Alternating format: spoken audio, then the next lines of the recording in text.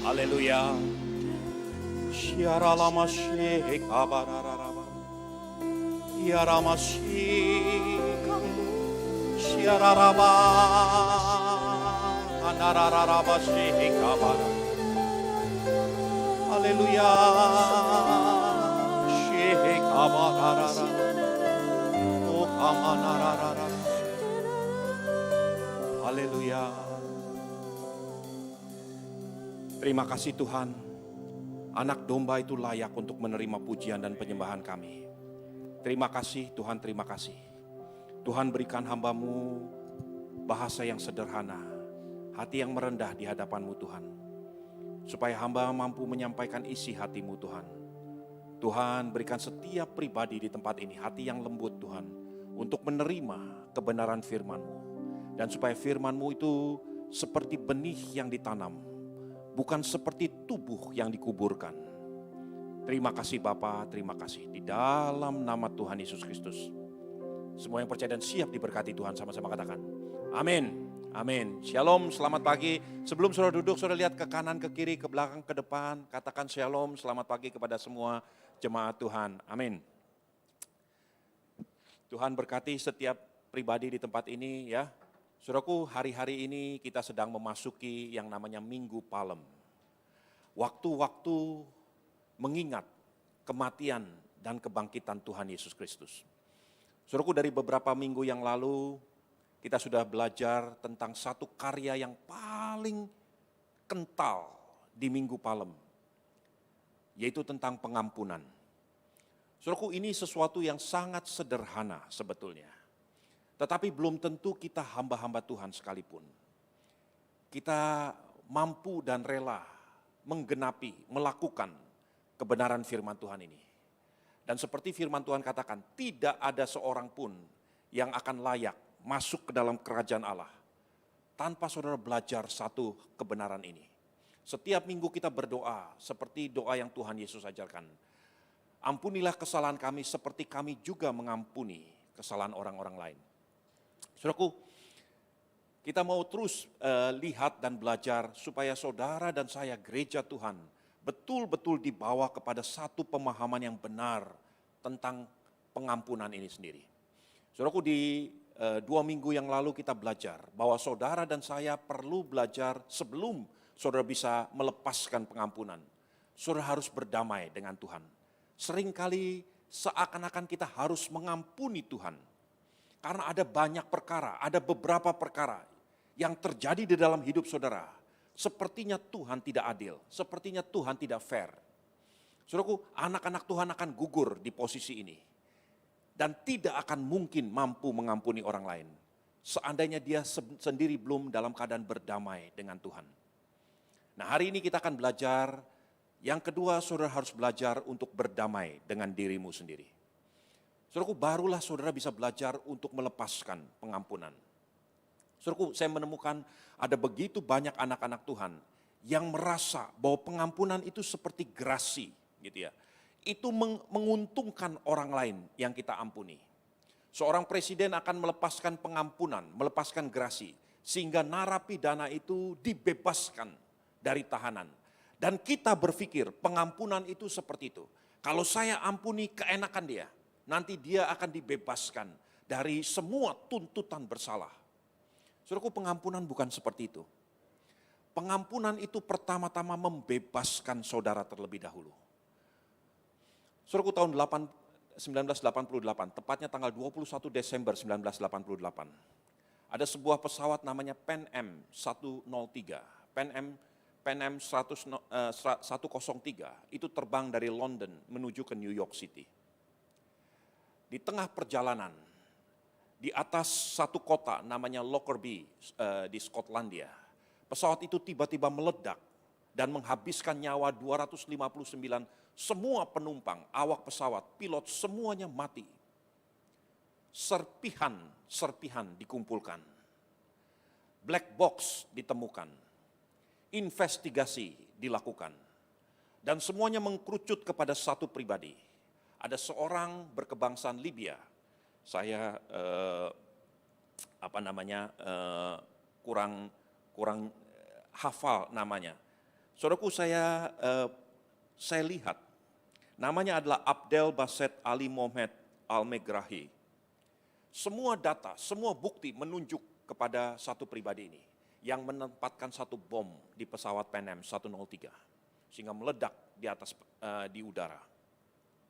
Beberapa waktu setelah pesawat Pan Am itu lepas landas, dia pun pergi meninggalkan London dan berlindung di negaranya, di Libya. Pemerintah Amerika, pemerintah Inggris menuntut supaya orang ini dikeluarkan dan diadili.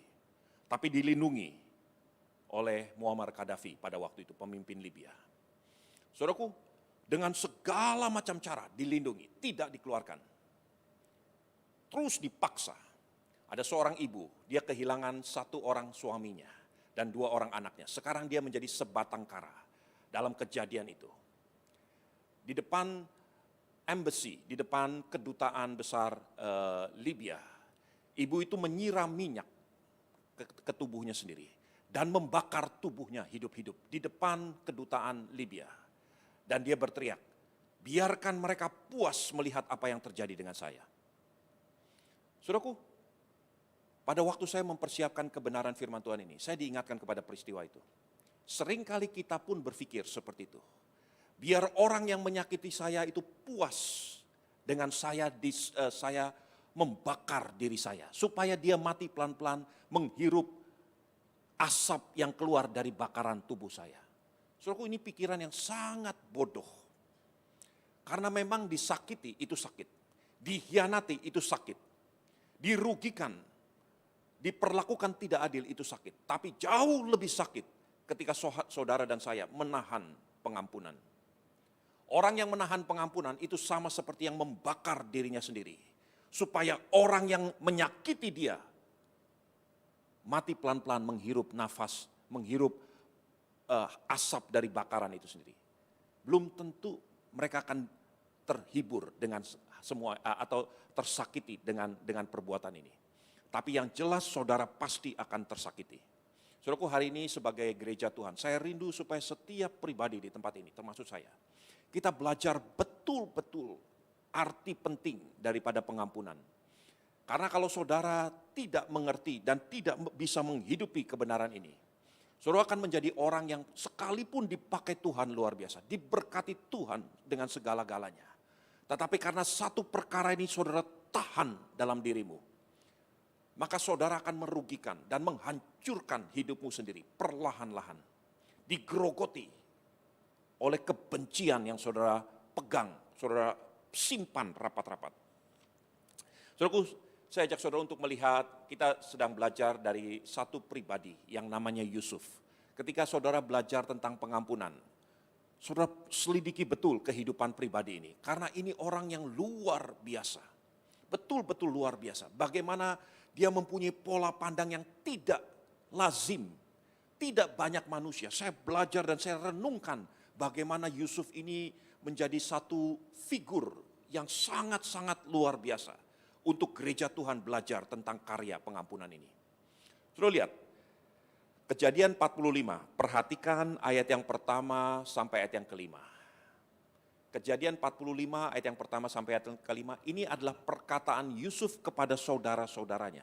Setelah lebih dari 13 tahun, dia dikhianati, dipecundang, dijual sebagai budak, dihapuskan dari keturunan Israel, dan dia dilemparkan sampai ke Mesir. Saudaraku, setelah akhirnya Tuhan pertemukan kembali, perhatikan perkataan Yusuf untuk yang pertama kalinya kepada saudara-saudaranya. Lihat. Judul perikop, Yusuf memperkenalkan dirinya kepada saudara-saudaranya. Ayat yang pertama. Ketika itu, Yusuf tidak dapat menahan hatinya lagi di depan semua orang yang berdiri di dekatnya. Lalu berserulah ia, "Suruhlah keluar semua orang dari sini." Maka tidak ada seorang pun yang tinggal di situ bersama-sama Yusuf ketika ia memperkenalkan dirinya kepada saudara-saudaranya. Setelah itu menangislah ia keras-keras, sehingga kedengaran kepada orang Mesir dan kepada seisi istana Firaun. Dan Yusuf berkata kepada saudara-saudaranya, "Akulah Yusuf, masih hidupkah Bapa?" Tetapi saudara-saudaranya tidak dapat menjawabnya, sebab mereka takut dan gemetar menghadapi dia. Lalu kata Yusuf kepada saudara-saudaranya itu, "Marilah dekat-dekat." Maka mendekatlah mereka. Katanya lagi, "Akulah Yusuf, saudaramu yang kamu jual ke Mesir. Tetapi sekarang janganlah bersusah hati dan janganlah menyesali diri, karena kamu menjual aku ke sini, sebab untuk memelihara kehidupanlah Allah menyuruh aku mendahului kamu." Amin. Perhatikan sekali lagi ayat yang kelima. Tetapi sekarang, janganlah bersusah hati dan janganlah menyesali diri. Karena kamu menjual aku ke sini sebab untuk memelihara kehidupanlah Allah menyuruh aku mendahului kamu. Coba saudara perhatikan apa yang ditulis oleh King James dari ayat 5 ini. Now therefore be not grieved, nor angry with yourself. Jadi sekarang, jangan bersusah hati. Do not grieve, jangan bersusah hati. Dalam terjemahan lain dikatakan do not be depressed, jangan tertekan dan jangan marah terhadap dirimu sendiri. Do not be angry to yourself. Kenapa Yusuf bisa berkata seperti ini? Ternyata perkataan Yusuf ini begitu dalamnya. Yusuf adalah satu pribadi yang sebelum dia bisa mengatakan kepada saudara-saudaranya, dia sudah berhubungan, dia sudah menerapkan sesuatu di dalam dirinya sendiri. Sehingga dia bisa berkata kepada saudaranya, do not be depressed, do not be grief, jangan tertekan, jangan bersusah hati. Saudaraku, ini aneh kedengarannya. Coba saudara bayangkan, Yusuf adalah korban. Kalau memang betul Yusuf adalah korban, seharusnya saudara-saudaranya yang berkata kepada Yusuf, kamu jangan bersusah hati, jangan tertekan. Karena apa? Karena Yusuf yang tertekan, karena Yusuf yang disusahkan, karena Yusuf yang dirugikan. Seharusnya saudara-saudaranya yang berkata kepada Yusuf, do not grieve, do not be depressed. Itu yang pantas saudara-saudaranya menghibur Yusuf, karena Yusuf itu korban. Tetapi sebaliknya di sini, Yusuf yang berkata kepada saudara-saudaranya, do not be depressed, be not grieve, jangan bersusah hati, jangan tertekan.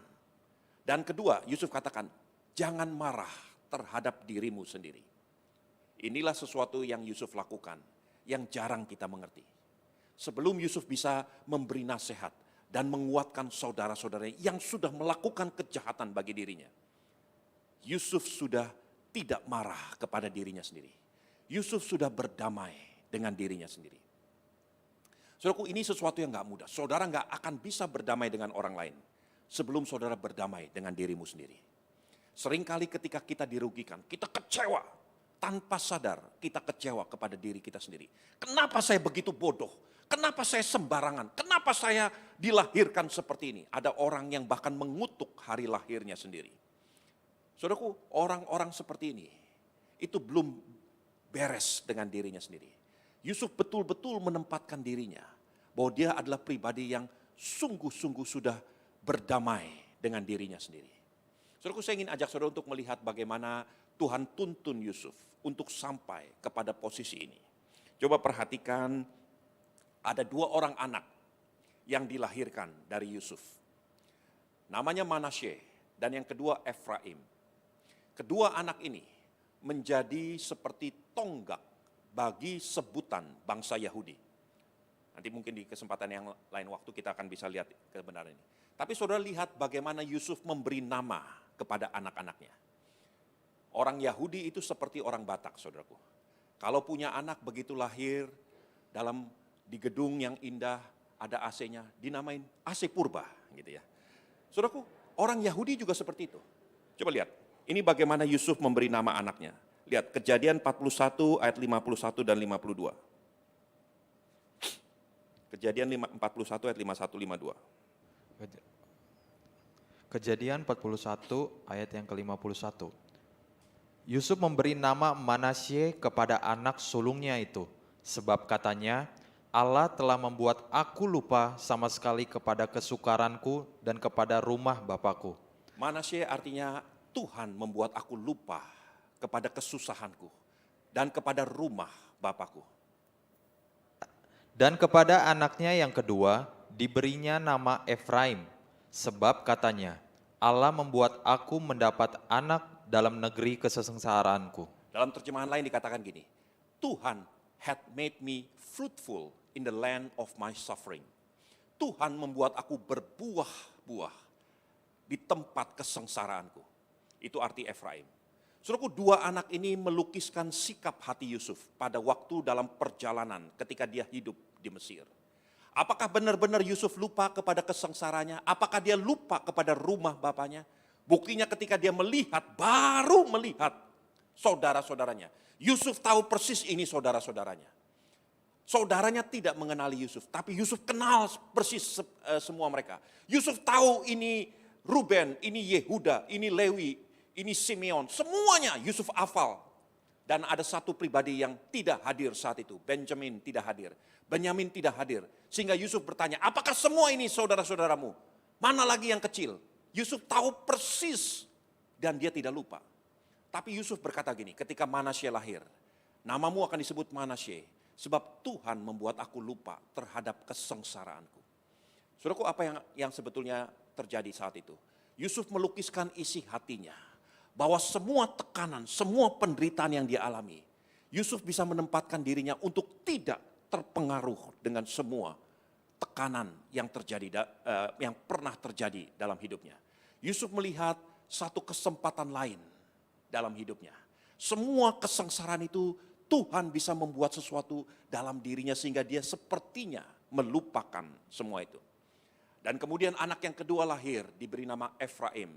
Tuhan membuat aku berbuah-buah di tempat kesengsaraanku. Bagaimana Yusuf bisa berbuah ketika dia bisa mengesampingkan, melupakan semua perbuatan jahat saudara-saudaranya. Saudaraku, ini proses yang terjadi dalam diri Yusuf. Bagaimana Tuhan menuntun Yusuf sampai dia bisa berbuah-buah di negeri kesengsaraannya, di tempat kesengsaraannya. Saudaraku, dia menjadi berkat bukan hanya bagi dirinya sendiri, bukan hanya dia dipulihkan, tetapi dia menggenapi tujuan Tuhan. Saudaraku, saya ingin sampaikan, setiap pribadi, boleh saya katakan 100%, semua pribadi yang dipakai Tuhan luar biasa, itu diizinkan Tuhan mengalami tekanan yang juga luar biasa. Gak pernah ada pribadi yang dipakai Tuhan luar biasa, tetapi tidak mengalami sengsara yang luar biasa. Jadi kalau saudara diizinkan dihianati orang, mungkin bukan karena engkau bodoh, mungkin bukan karena engkau teledor, mungkin bukan karena engkau kurang berhikmat, tetapi Tuhan izinkan itu terjadi. Kalau Yusuf adalah pribadi yang terus-menerus menyalahkan dirinya, kenapa saya mimpi dan cerita? Mungkin karena saya mulut lebar, saya cerita kepada saudara-saudara saya. Kenapa papa mama saya memberikan baju yang indah, jubah yang berwarna-warni, sehingga mereka iri hati terhadap saya. Kalau Yusuf terus berpikir seperti itu, dia tidak akan pernah menjadi pangeran, menjadi perdana menteri di Mesir. Yusuf get rid of semua pikiran-pikiran ini. Tuhan membuat aku lupa terhadap semua kesengsaraanku. Dan Tuhan membuat aku berbuah-buah di tempat kesengsaraanku. Sehingga Yusuf bisa berkata kepada saudara-saudaranya, ini bukan rencanamu. Mungkin kamu punya rencana yang jahat, tetapi Tuhan membuat rencana yang jahat itu untuk menjadi berkat buat orang lain. Saudaraku, saya ingin ajak saudara untuk melihat satu kebenaran firman Tuhan ini. Dalam satu minggu ini saya renungkan ini.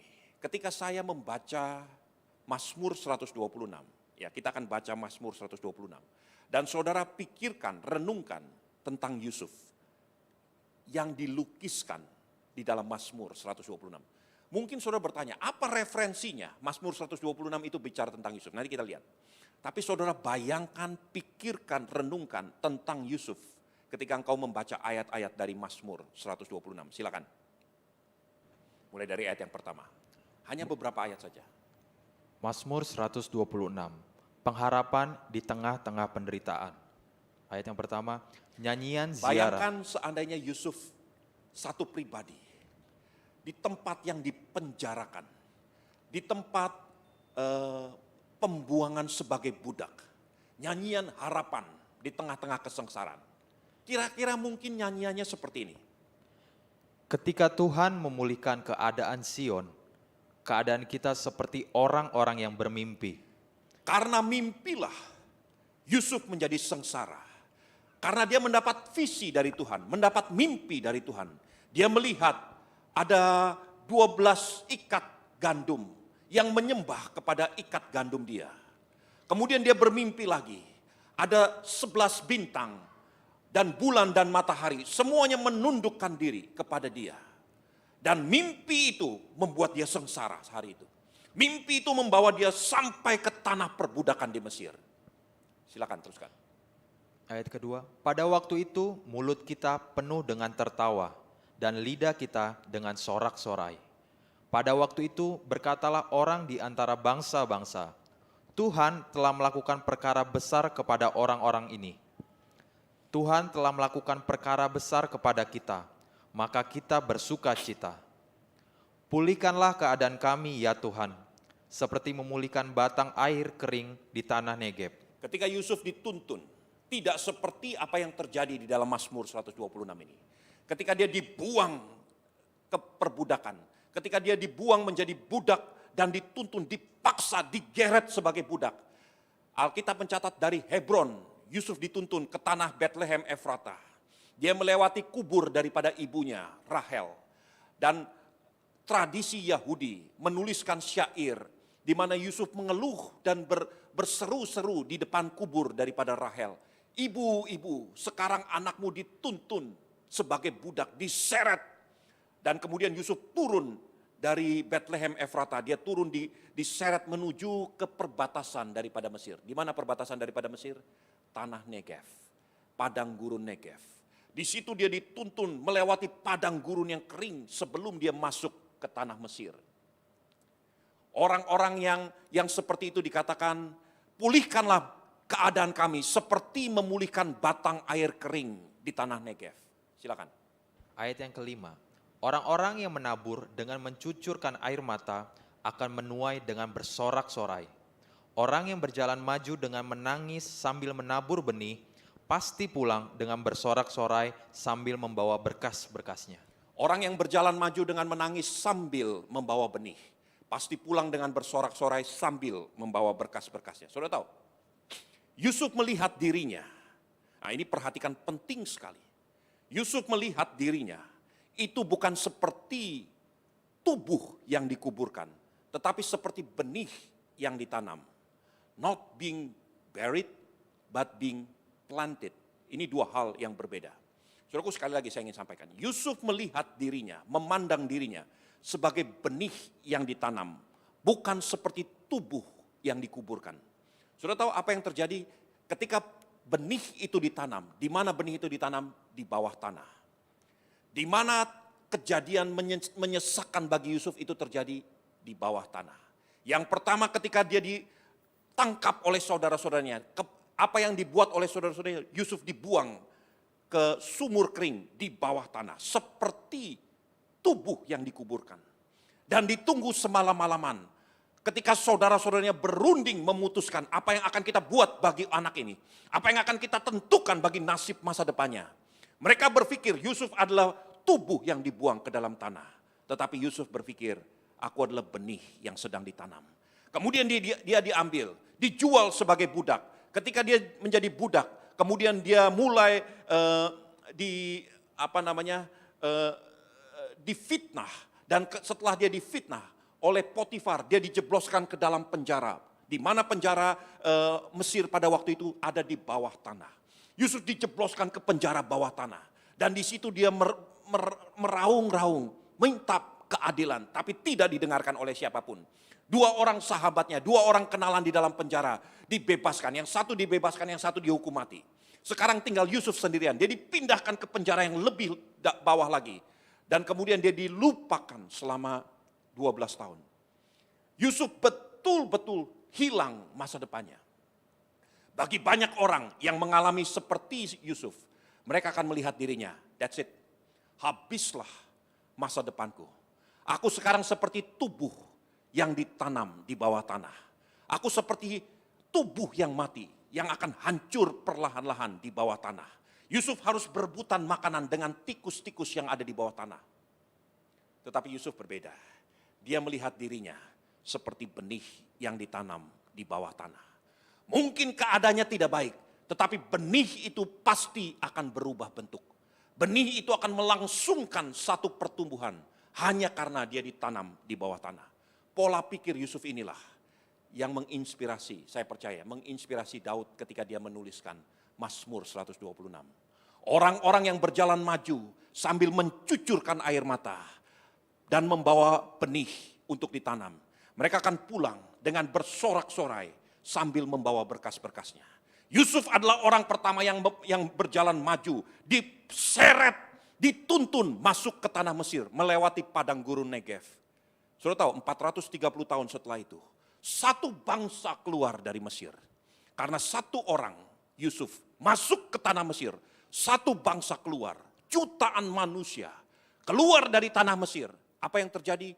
Semua orang Mesir menyerahkan semua kekayaan Mesir, emas, perak, permata, pakaian yang indah-indah dilemparkan kepada orang-orang Yahudi pada waktu itu.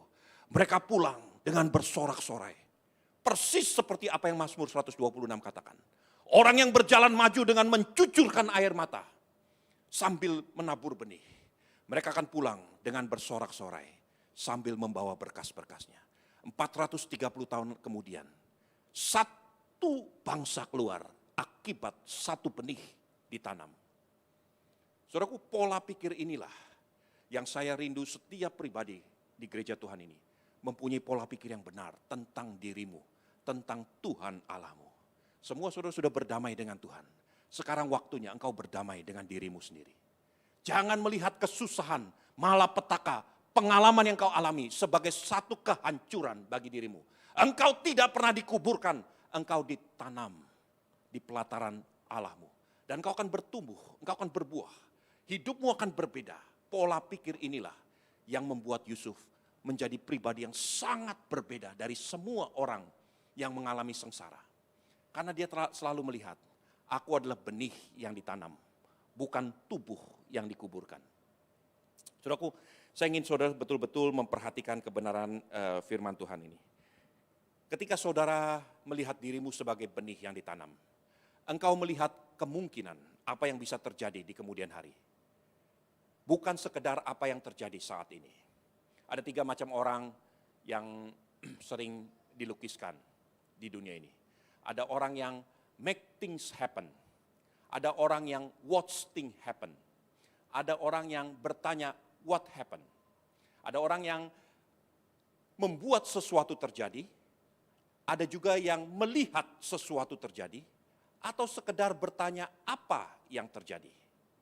Nah, saudara tentukan, saudara masuk kategori yang mana? Apakah saudara termasuk orang yang membuat sesuatu terjadi, the history maker, atau saudara cuma sekedar menonton ketika sesuatu terjadi, atau cuma sekedar bertanya-tanya, apa yang terjadi? Orang yang membuat sesuatu terjadi adalah orang yang sudah berdamai dengan dirinya sendiri. Sehingga dia bisa betul-betul menggenapi tujuan Tuhan. Yusuf bukan cuma sekedar watch things happen, atau even as what happened. Tetapi dia make things happen. Sesuatu terjadi dari benih yang ditanam, sehingga tumbuh dan berbuah-buah. Saudaraku, pengampunan itu bukan sesuatu yang sederhana. Oh ya, saya maafkan kamu, saya mengampuni kamu. Pengampunan itu sesuatu yang keluar dari dasar hatimu. Karena saudara sudah berdamai dengan dirimu sendiri. Saudara melihat ada perkara yang besar, yang saudara mungkin nggak tahu, bahkan mungkin sampai matimu, saudara nggak akan pernah melihat. Tapi anak cucumu akan melihat dan akan mengalami sesuatu yang sangat luar biasa. Saudaraku, waktu terus berjalan. Saya ingin ajak saudara untuk betul-betul memperhatikan kebenaran firman Tuhan ini. Setiap kita, ketika kita mau belajar berdamai dengan diri kita sendiri, saudara harus betul-betul sadar, bukan cuma sekedar kepada kekuranganmu, tetapi terhadap apa yang Tuhan bisa buat dalam dirimu. Ada seorang master daripada judo master, ya, dari Jepang, yang melatih begitu banyak champion. Satu kali dia melihat satu orang cacat yang bertangan satu, tangannya cuma tangan kirinya, cuma punya tangan satu. Tetapi dia melihat potensi yang luar biasa daripada anak ini. Lalu Judo Master ini berkata kepada orang tua daripada anak cacat ini, aku akan latih anakmu menjadi seorang judo champion. Tapi dia tangannya cuma satu. Saudara tahu pemain judo itu seperti bergulat ya, dan menguasai lawannya dengan kekuatan tangannya bergulat kemudian membanting lawannya. Ini tangannya cuma satu, saudaraku. Kemudian dilatih oleh judo master ini, dilatih sedemikian rupa, bertahun-tahun dilatih. Untuk menguasai satu jurus, dia dilatih 3 tahun.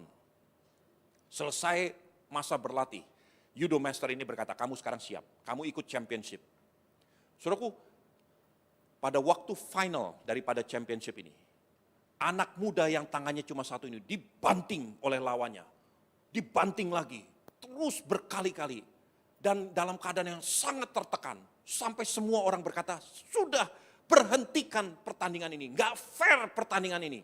Karena seorang yang gagah perkasa kuat melawan seorang anak muda yang tangannya cuma satu. Orang tua daripada anak cacat ini mohon supaya dihentikan. Tetapi pelatihnya, judo master ini berkata, teruskan, pasti dia bisa menang. Dan kemudian dia berpesan kepada anak muda ini, ingat satu jurus yang aku ajarkan. Pada beberapa menit terakhir, anak muda ini bertarung kembali. Dan kemudian dia banting lawannya. Dan lawannya tidak bisa berdaya. Wah, semua orang heboh. Begitu mempesona. Wartawan bertanya kepada anak ini, kepada judo master ini. Judo master ini berkata gini, saya ajarkan satu jurus kepada anak muda ini. Dan 3 tahun lebih saya ajarkan untuk dia betul-betul bisa master jurus ini. Jurus ini ketika dilakukan, maka lawannya hanya mempunyai satu kesempatan untuk membela, untuk mempertahankan dirinya. Yaitu bergelantungan di tangan kanannya. Anak muda ini gak punya tangan kanan. Dia gak punya tempat untuk bergelantung. Sehingga jurus ini tidak mungkin bisa dikalahkan oleh siapapun. Saudaraku, saya renungkan kebenaran ini. Kekurangan saudara, kekurangan saya, kegagalan saya di masa lalu, mungkin itu adalah jurus yang paling ampuh untuk saudara memenangkan pertandingan. Tapi kalau saudara melihat dirimu sempurna tanpa cacat, mungkin saudara akan mudah untuk dikalahkan. Nah, saudaraku, pola pandang ini, seringkali ketika kita mengalami kegagalan, kita melihat ini adalah akhir daripada segala-galanya. Saya akan dikuburkan dan selesai sampai di sini. Tetapi pola pandang melihat kekurangan itu sebagai opportunity, sebagai satu kesempatan. Dia melihat bahwa inilah satu kesempatan saya ditanam, supaya saya tumbuh dan berbuah-buah menjadi berkat. Saudaraku, ini betul penting untuk saudara dan saya perhatikan kebenaran ini. Benih yang ditanam, itu akan memastikan kelangsungan untuk kedepannya. Kelangsungan hidup untuk selanjutnya dan selanjutnya. Ada seorang hamba Tuhan bernama Moshe Haim Lau. Moshe Haim Lau satu kali setelah dia selesai berkhotbah, ada seorang gadis datang kepada dia. Dia katakan, Bapak Gembala, Bapak Pendeta, saya ingin menikah dan saya mau Bapak Pendeta yang memberkati saya. Dia tanya kapan waktunya, dia lihat, wah nggak mungkin, jadwalnya sibuk sekali, nggak bisa, waktu itu nggak memungkinkan. Dia paksa, anak muda ini paksa betul. Dia bilang nggak bisa, apalagi kamu tinggal di kota yang tidak terlalu dekat dari tempat ini. Dan saya harus pergi ke sana kembali lagi, waktunya sangat padat. Saya kirim orang lain, nggak mau, tetap dia minta Bapak Gembala ini yang memberkati dia. Karena saya udah mendengar firman yang Bapak sampaikan dan mereka diberkati, calon suami istri ini memaksa betul-betul supaya dia diberkati oleh pendeta ini, Moshe Haim Lau. Saudaraku, dengan berat hati akhirnya Moshe Haim Lau sepakat, oke, saya hanya ikut pemberkatan dari jam sekian sampai jam sekian kemudian saya tinggal. Ya siap, gak apa-apa. Pada hari yang ditentukan, semua keluarga besar daripada calon suami istri ini datang dari berbagai negara. Ayah daripada wanita ini datang dari Argentina, pergi ke tempat itu untuk menyaksikan anaknya diberkati. Lalu bertemu dengan pendetanya, dengan Bapak Gembala.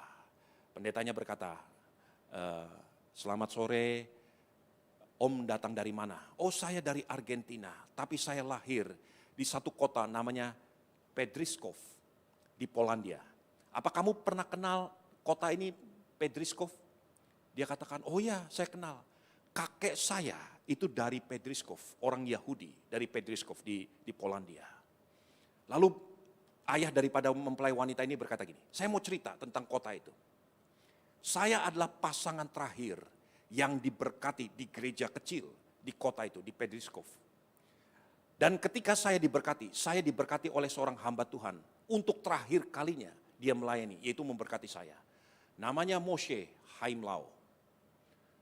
Moshe Haimlau pada waktu itu setelah memberkati saya, kemudian tentara Nazi datang, mengepung kota itu. Dan semuanya mati, saya berhasil melarikan diri ke Argentina. Dan saya tinggal sampai hari ini di Argentina. Anak saya akan diberkati di Amerika sebagai pasangan suami istri. Hamba Tuhan ini meneteskan air mata. Dia katakan, saya adalah cucu daripada Moshe Haimlau. Saya diberi nama persis seperti nama kakek saya, Moshe Haimlau. Tanpa terasa, saya meneruskan sesuatu yang belum selesai, yang dikerjakan oleh kakek saya. Dan hari ini, anak daripada apa yang diberkati oleh kakek saya yang akan berkati. Saya nggak mengerti pada waktu itu ketika saya dipaksa untuk memberkati pasangan muda ini. Di kota yang berbeda, di waktu yang sangat mepet. Tetapi semua itu terjadi supaya Tuhan tunjukkan benih yang ditanam itu tidak akan pernah mati. Benih yang ditanam satu kali akan bertumbuh, menghasilkan buah baru. Terus menerus, ini yang namanya the cycle of life. Saudaraku, perputaran kehidupan itu hanya terjadi bagi benih yang ditanam, bukan bagi tubuh yang dikuburkan. Pola pikir sebagai benih yang ditanam membuat Yusuf melihat sesuatu yang jauh ke depan, anak cucunya diberkati Tuhan. Saudaraku, saya ingin sampaikan, kalau saudara rindu melihat anak cucumu diberkati Tuhan, berdamai dengan dirimu sendiri.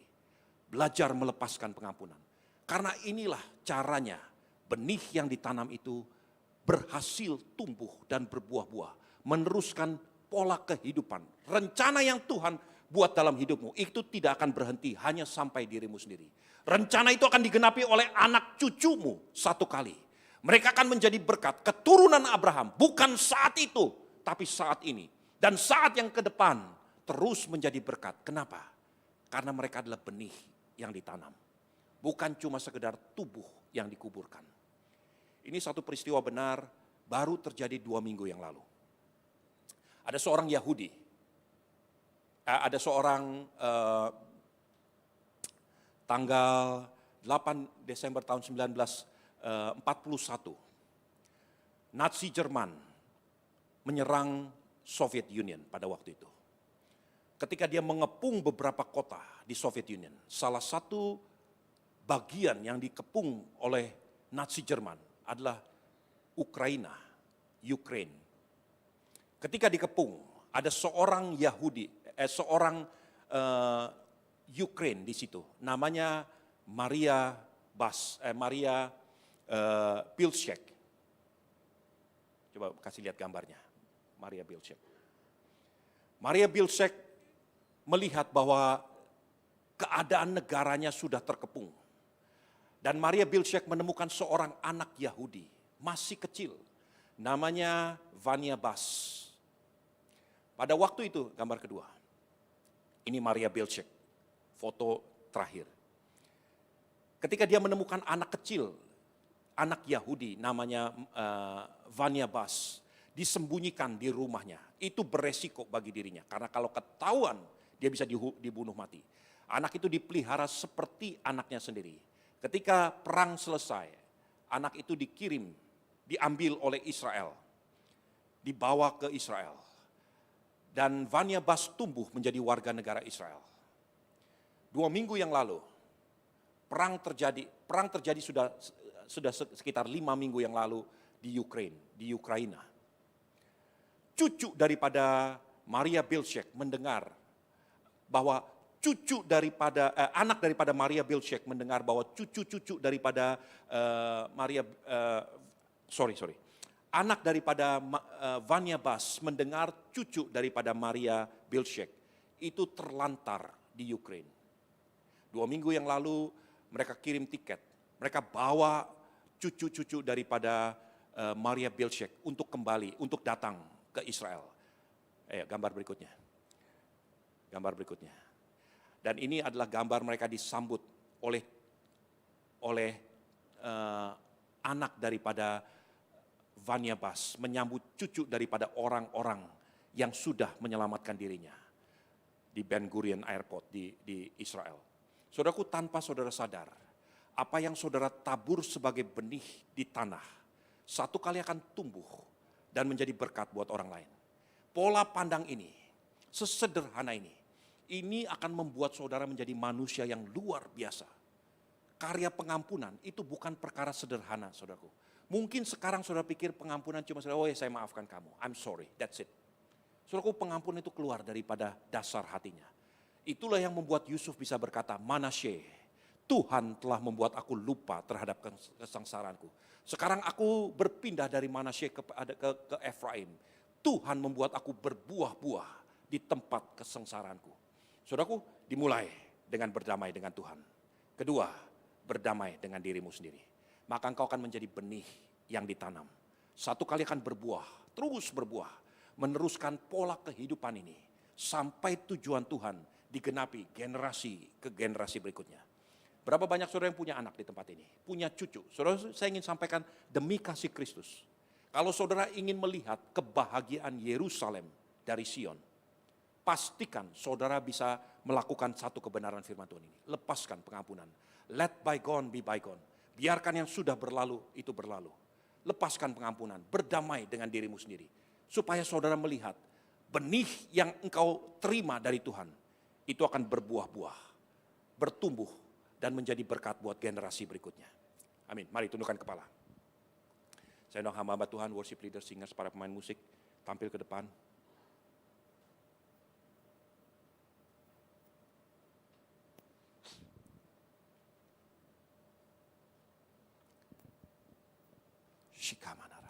Saudara, buka hatimu sendiri.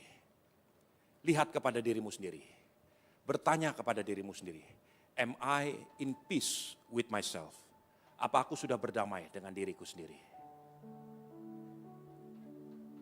Ku telah mati dan tinggalkan cara hidupku yang lama.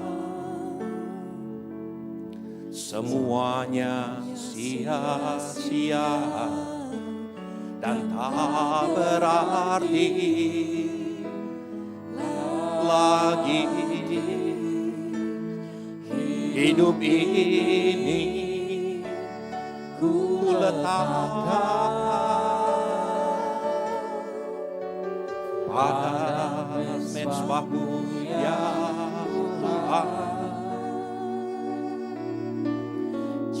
Jadikan padaku seperti yang Kau ingini.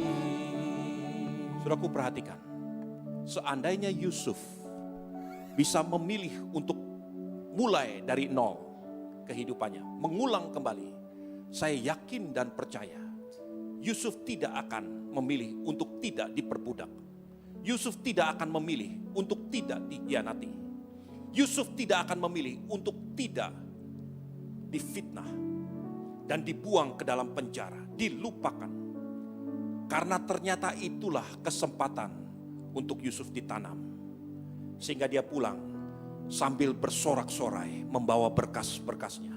Satu bangsa, jutaan manusia yang menyebut dirinya sebagai keturunan Efraim. Salah satu sebutan yang dipakai oleh orang-orang Yahudi tentang dirinya adalah Efraim. Mereka pulang dengan bersorak-sorai. Kenapa? Pada waktu itu 430 tahun lalu ada satu benih yang dilemparkan, ditanam, dan benih itu bertumbuh, berbuah-buah, menjadi berkat buat banyak orang, bagi satu bangsa. Saudaraku, mungkin kesalahan yang orang lain buat bagi dirimu hari ini, itu adalah kesempatan untuk kau ditanam di bawah tanah. Dilupakan, dihianati, diinjak-injak. Tapi satu kali pada waktunya Tuhan, in the right season, pada musim yang Tuhan tentukan, benih itu tidak akan bisa dihalang-halangi. Dia akan berubah bentuk dan menjadi tumbuh besar, menjadi berbuah-buah. Orang lain akan mengecap buahnya dan akan bersyukur. Anak cucumu akan ingat kepada papa mama yang dulu dihianati, tetapi memilih untuk mengucap syukur kepada Tuhan. Memilih untuk berdamai dengan dirinya sendiri. Memilih untuk melepaskan pengampunan. Saudaraku, hari ini sebagai hamba Tuhan saya ingin sampaikan. Semua mata tertutup. Jika saudara ingat, ada pernah kesalahan, sesuatu yang terjadi, yang dibuat orang kepadamu. Dan itu sangat menyakitkan. Dan kalau hari ini engkau mengambil keputusan, Tuhan, aku memilih untuk menjadi benih.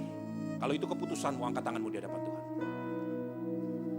Hanya saudara yang benar-benar sadar, Tuhan, aku pernah dihianati, aku pernah dirugikan, aku pernah ditipu, aku pernah dilucuti, aku pernah diperlakukan tidak adil. This is me. Kalau itu dan saya hari ini memutuskan, aku mau jadi benih yang ditanam. Letakkan tanganmu sendiri di dadamu. Dan berkata kepada dirimu sendiri, Tuhan, ku telah mati dan tinggalkan. Masa-masa ketika saudara dihianati, dilupakan. Itu seperti benih yang tinggal diam sendirian di dalam tanah. Tetapi ingat, pada waktunya Tuhan, benih itu akan tumbuh dan akan berbuah-buah lebat. Dan tak berarti lagi hidup ini. Letakkan benih itu di tangan Tuhan. Dia akan tanam di mezbahnya. Pada mezbah-Mu ya Tuhan, jadilah padaku seperti yang Kau ingini. Tuhan, hamba berdoa untuk setiap tangan yang diletakkan di dada masing-masing. Tuhan, jadikan mereka benih yang ditanam, bukan tubuh yang dikuburkan. Supaya dari benih ini lahir keturunan-keturunan orang-orang luar biasa. Orang-orang yang dipakai Tuhan, yang mengecap kebajikan Tuhan, yang bersyukur kepada Tuhan, bahkan menjadi berkat buat bangsa ini. Bagi bangsa-bangsa, seperti Yusuf yang memberi makan bukan cuma buat dirinya sendiri atau bahkan keluarganya sendiri, tetapi memberi makan bagi bangsa-bangsa. Orang-orang berduyun-duyun makan menikmati karena ada satu benih yang rela dituntun, ditanam dan kemudian berbuah lebat. Biar itu terjadi bagi setiap pribadi. Kami melepaskan pengampunan buat orang yang pernah berbuat salah kepada kami. Ampuni mereka Tuhan. Sama seperti kami juga mengampuni apa yang mereka telah berbuat. Terima kasih Bapak, terima kasih. Mari kita bangkit berdiri. Kita akan berdoa Bapa kami. Bapa kami yang ada di dalam kerajaan surga, dikuduskanlah namamu, datanglah kerajaanmu. Jadilah kehendak-Mu di bumi seperti di surga. Berikanlah kepada kami pada hari ini makanan kami yang secukupnya. Dan ampunilah kami akan kesalahan kami, sama seperti kami juga mengampuni orang yang bersalah kepada kami. Dan janganlah membawa kami ke dalam pencobaan, tetapi lepaskanlah kami daripada yang jahat. Karena Engkaulah yang mempunyai kerajaan dan kuasa dan kemuliaan sampai selama-lamanya. Ku telah mati dan tinggalkan cara hidupku yang lama. Semuanya sia-sia dan tak berarti lagi hidup ini. Ku letakkan pada mezbah-Mu ya Tuhan. Jadilah padaku seperti yang Kau ingini. Sekarang gereja Tuhan, angkatlah kedua tanganmu. Pulanglah, berdamailah dengan dirimu sendiri. Lepaskan pengampunan, maka engkau akan melihat engkau menjadi seperti benih yang ditanam. bukan seperti tubuh yang dikuburkan. Dan kau akan berbuah-buah, menjadi berkat buat banyak orang. Di dalam nama Tuhan Yesus Kristus, semua yang percaya dan sudah diberkati, sama-sama katakan, amin. Terima kasih Yesusku, terima kasih Yesusku, puji syukur hanya bagi Tuhanku. Terima kasih Yesusku, terima kasih Yesusku, puji syukur hanya bagi Tuhanku. Puji syukur hanya bagi Tuhanku. Puji syukur hanya bagi Tuhanku.